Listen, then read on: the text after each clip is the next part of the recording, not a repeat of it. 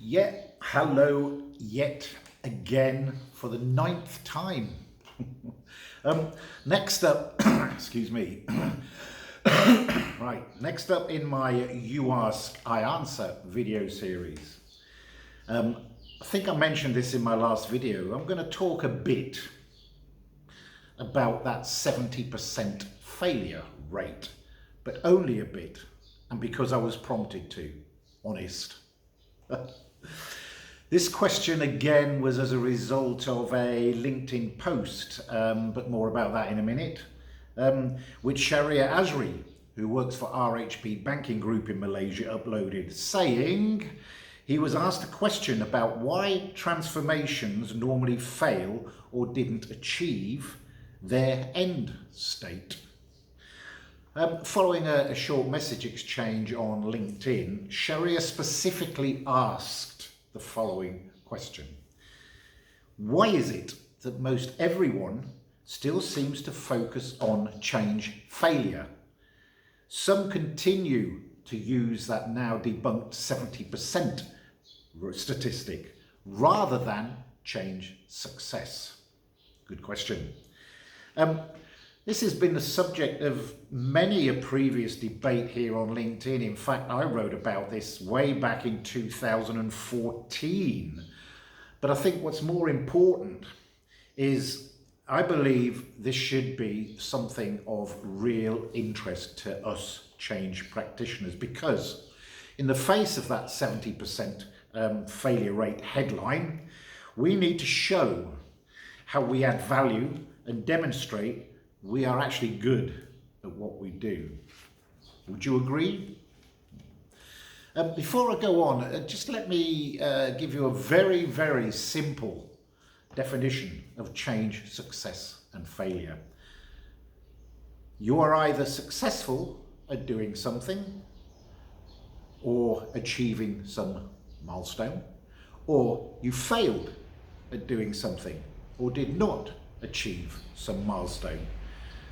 It's kind of a little bit simplistic for me, I think. So let's get back to the LinkedIn post. I commented against Sharia's original comment. Whoever asked you the question about transformations normally fail is misinformed about failure. You only see failure being communicated because people like to be negative, just like reporting the number of deaths due to COVID-19. I guarantee you that there are many, many more successful projects than there are failed ones, just like there are many, many more people who've recovered from COVID-19 as opposed to who have died.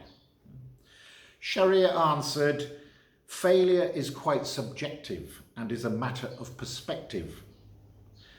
To which I replied, my point is actually not about failure itself, because as Sharia said, that's about perspective.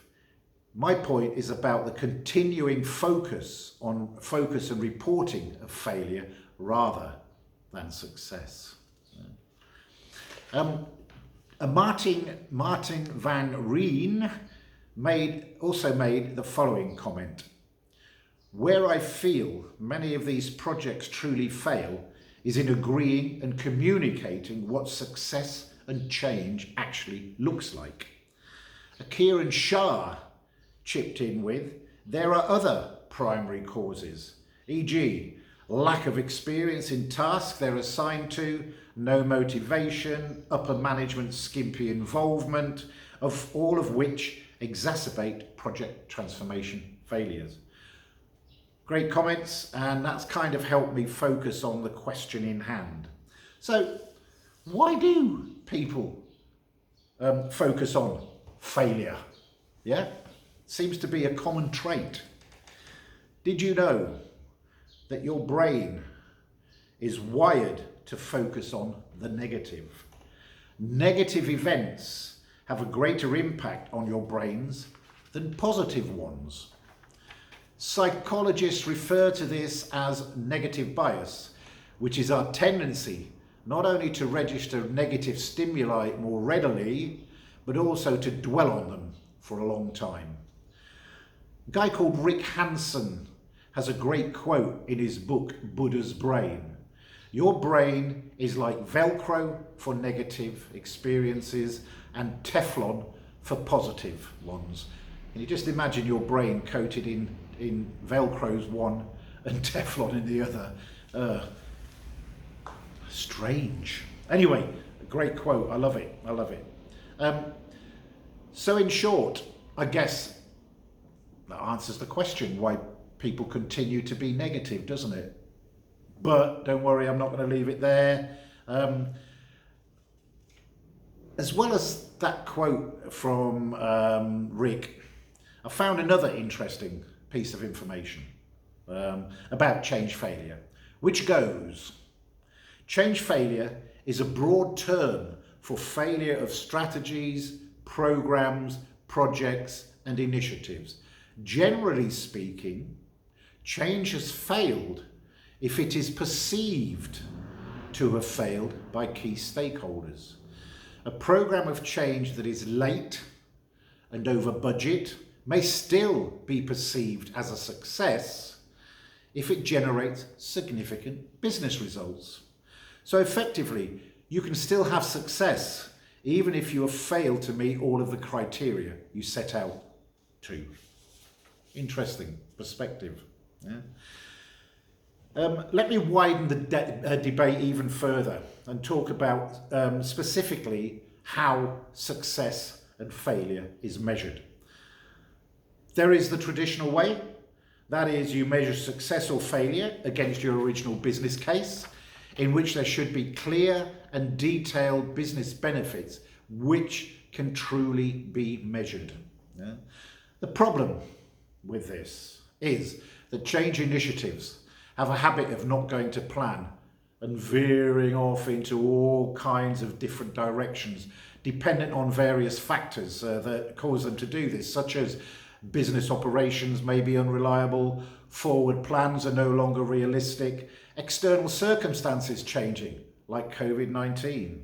So what you're trying to do is effectively measure against an initial set of benefits, business benefits, that no longer relate to the way the change initiative has developed. Yeah, you're fighting a kind of losing battle there, aren't you? Regarding the business benefits profile, yeah, this should be managed and controlled as rigorously as costs, and there will need to be a process of reassessing and adjusting benefits as necessary during the initiative's life cycle. Okay? Regular reviews should be conducted and led by key stakeholders from the business and facilitated by the change manager. So in effect, your change initiative's objectives will need to be refocused along with the original identified business benefits on a regular basis based on the changing circumstances within the project life cycle. This will actually facilitate a much better focus and will consequently provide you with a much more realistic view of success and failure. Another slight digression, you may want to also consider the following ways to measure your changing initiative. Measure what has changed. The first step to measuring the impact of your change transformation is to take a long, hard look at your design choices in the light of how well suited they are to the organisation. Measure implementation. This is measuring how completely your design was implemented, which is an important part of the measurement equation. Third, measure behavioural changes. Then check to see that the changes actually resulted in changes of thinking and behaviour. And finally, measuring overall outcomes to the organisation. Only after you know that thinking and behaviours have changed can you look at how the change is affecting actual business outcomes. This is where actual progress, or lack of it, becomes apparent. One thing I've noticed of late is that the narrative around failure has started to become a little softer. For example, people are now saying things like didn't meet the intended objectives, didn't fully realise benefits, didn't achieve the desired outcomes, didn't realise the projected return on investment.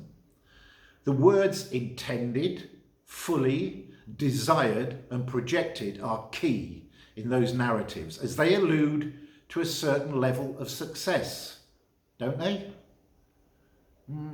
That's the way I look at it anyway. What about you? Finally, there is a clear association between the success or failure of a change initiative and the success or failure of change management and, of course, project management.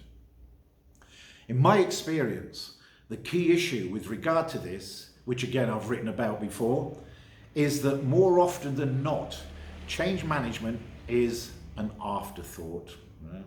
When things like the business case, the project charter, the project initiation document, the project plan, project schedule, project raid log and project budget tracker have all been agreed and signed off. By then, bringing a change manager in is sometimes too late for it to make an impact or even a valued contribution. Because what happens is you come in late, all this stuff has been signed up, and you start firefighting and you chase your tail and you never really get to where you want to be because you're following rather than leading. It's true, I've been there, I've done it quite a few times, and it's not really a nice experience, to be honest, but sometimes we have to do those things. That's the nature of what we do. Change management should be an upfront resource, but it's actually hard to convince organisations that that's what's needed. And by the way, that was the subject of my last video, the one before this. I don't just throw these things together. There is a logical follow-on. Sometimes there is anyway. I try to. So that's it again. Apologies if I went off on a bit of a tangent. I've got a habit of doing that sometimes. But personally, I think it was all relevant.